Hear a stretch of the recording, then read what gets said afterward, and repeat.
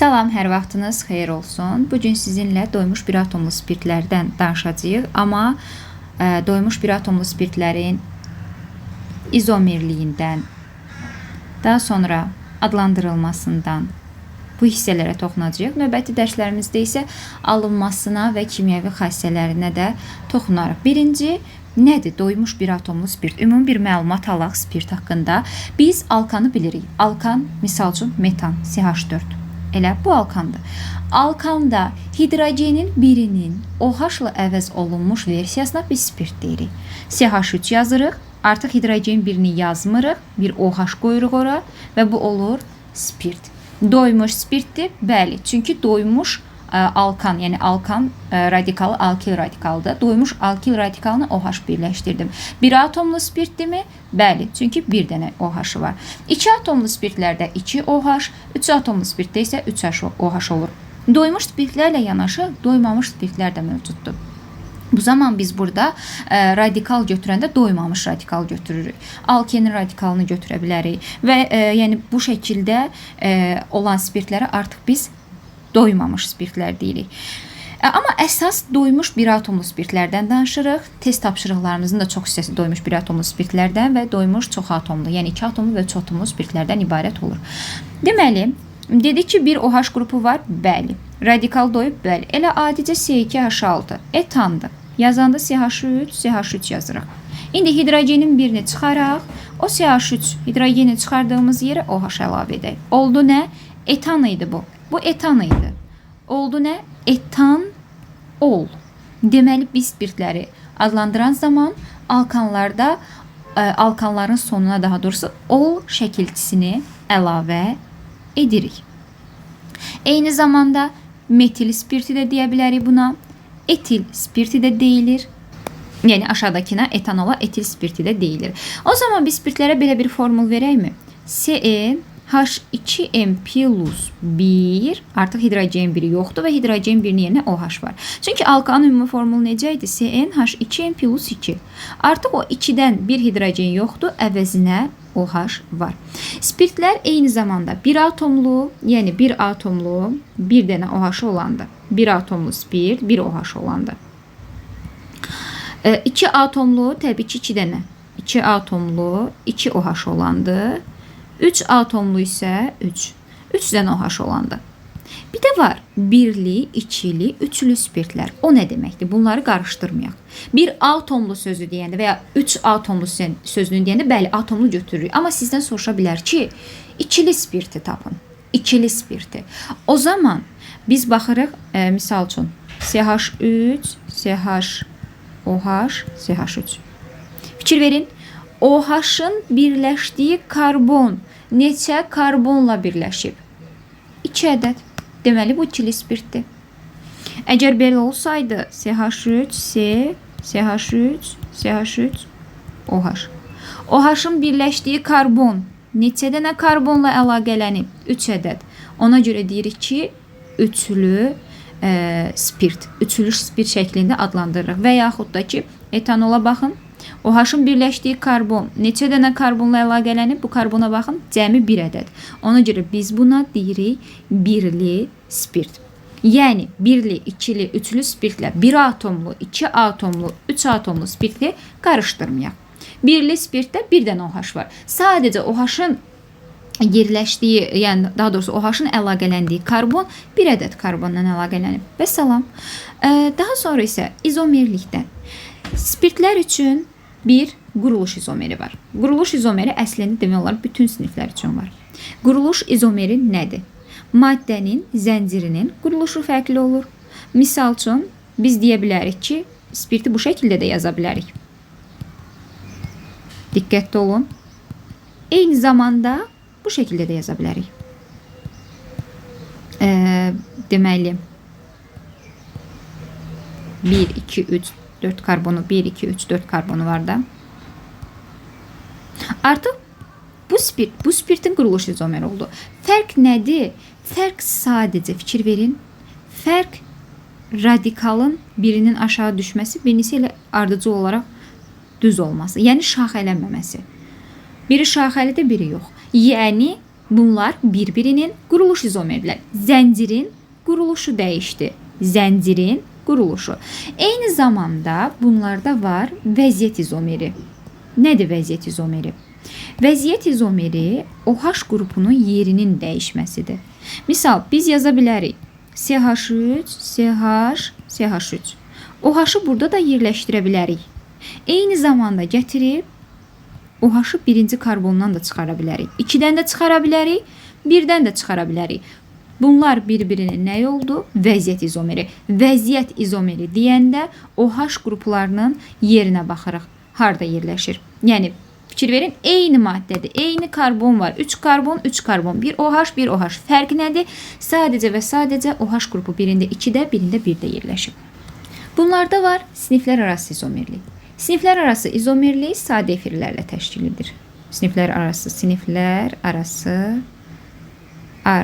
neysə, bu qədər burada ilişməməliydik. Siniflər arası izomerlik. Bəli, burada nə ilə təşkil edir dedik? Sadə efirlərlə. Misal üçün, etil spirti, bu etil spirtidir. Siniflər arası izomeri nədir? Dimetil efiri. Efirlər, sadə efirlər oksigen körpüsü ilə bir-birlə birləşirlər. Bəli, bunlar bir-birinin izomeridirlər. Eyni zamanda spirtlərdə optiki izomerlik də var.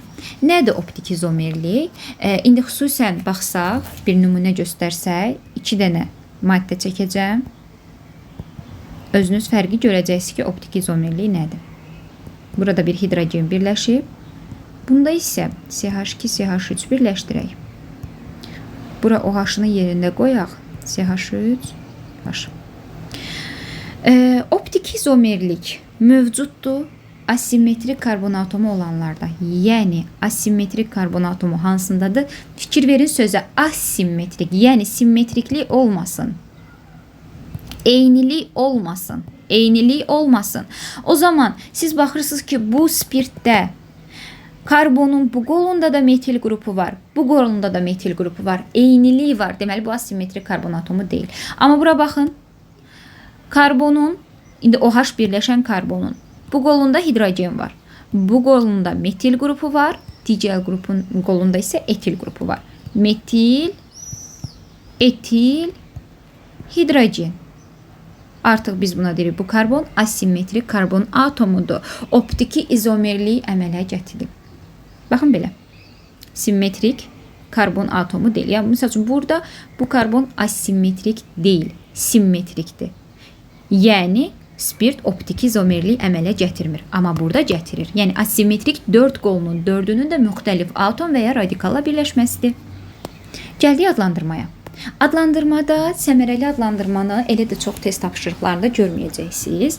Amma yenə də dəftərinizdə belə bir qeyd aparın ki, CH3OH karbinoldur. Karbinol da deyirik biz buna. Karbinol. Karbinol. Və ona görə də səmərəli adlandırma zamanı, misal üçün, etil spirtini səmərəli adlandıranda karbinol olan hissəni, baxın, buranı dairəyə alırlar. Radikalın adını deyirlər metil, sonra karbinol sözü istifadə olunur. Yenə deyirəm, test tapşırıqlarında elə çox da düşmür. Yəni, testdə, topluda demək olar ki, rast gəlməyəcəksiniz. Sadəcə bir qeyd olaraq dəftərinizin qırağına yazın, qalsın. Səmərəli adlandırmaya gəldik. Səmərəli adlandırma alkanlarda olduğu kimi uzun zənciri seçməliyik. Uzun zənciri seçəndən sonra isə nömrələməliyik.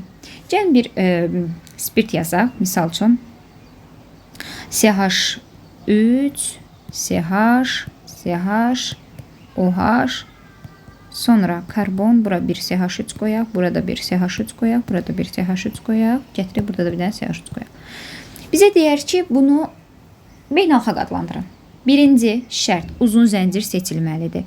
Və uzun zəncir seçilən zaman OH qrupu olan bu karbon ki var, o uzun zəncirdə nəzərə alınmalıdır. Yəni, misal üçün, siz tutaq ki, OH burada olsaydı, gəlib bu zənciri, yox, yenə də düşür də belə baxanda, OH burada olsaydı, tutaq ki, bu zənciri gəlib belə seçə bilməzdiniz. Yəni, OH qrupu olan karbon uzun zəncirdə mütləq yerini alır. İndi baxırıq, 1, 2, 3, 4, 5. 5 ədəd karbon ən uzundur da, çünki başqa yoxdur. 1, 2, 3, 4, 5, bu da var əslində. 1, 2, 3, 4, 5, 1, 2, 3, 4, 5. Elə də fərq eləməyəcək burada. Çünki ikisi də metil qrupudur, eyni karbona birləşir. Düz xətti seçdik. Seçəndən sonra nömrələməliyik. Nömrələmə OH qrupu yaxın olan hissədən başlamalıdır. Siz baxırsınız ki, 1, 2, 3-cü karbona düşür. 1, 2, 3-cü karbona düşür. Hər ikisində OH yaxındır. O zaman neyniyək? Artıq burada radikal yaxın olan hissəyə baxırsınız. Deyirsiniz ki, burada da 1, 2-də radikal var. Burada da 1, 2-də radikal var. Radikal da hər iki istiqamətə yaxındır. Onda neyniyək? Radikal çox olan tərəfdən nömrələməyə başlamalısınız. Artıq bunun burasında bir radikal varsa, bunda 2-dir axı. Ona görə nömrələməni buradan başlayırıq. 1, 2, 3, 4, 5. Nömrələyəndən sonra birinci radikalın yerini deyirik. 4 metil, 4-də metil yerləşir. Yox, 4-də metil yerləşmir. 2-də də var axı. Heç mən ona görə bir dəqiqə diqqət etmədim. 2-də 2 ədəd metil var. 2.2, çünki 2-də metil qruplarımız var. Nöqtə 4, 3 dənə metil var deyə 3 metil qrupu 1, 2, 3. 3 metil və sonda uzun zəncirin adı, yəni pentan, sonra da ol şəkilçisi əlavə edirik. Pentanol. Yəni birinci şərt OH yaxın olan hissədən nömrələməliyik. OH yaxındırsa, ondan sonra keçirik radikala baxırıq. Radikal yaxın. Radikal hər tərəfdə yaxındırsa, artıq üçüncü şərt olaraq da radikal çox olan tərəfdən nömrələyirsiniz. Radikal çox olan tərəfdən. Və mütləq uzun zənciri seçəndə OH qrupunu saxlayan, bir də diqqətli olun, adlandırmada bir səhvə yol verdik. Biz OH qrupunun yerini də deməliyik. 2, 2, 4, trimetil pentanol. Neçənci karbonda yerləşir OH? 3-də. Pentanol 3 deməliyik. OH qrupunun yerləşdiyi yer deyilməlidir mütləq sonda. OH 3. Yəni 3-də yerləşir deməliyik. Ola bilsin fərqli yerdə yerləşərdi, amma mütləq deyilməlidir. İndi isə bircə dəqiqə, radikal çox olan, nəsə deyirdim, yadıma düşdü. Dedim ki, mütləq OH qrupu olan karbon uzun zəncirə daxil olmalıdır. Mütləq daxil olmalıdır. Yəni, daxil etməsək, nömrələmədə də səhvlər ola bilər.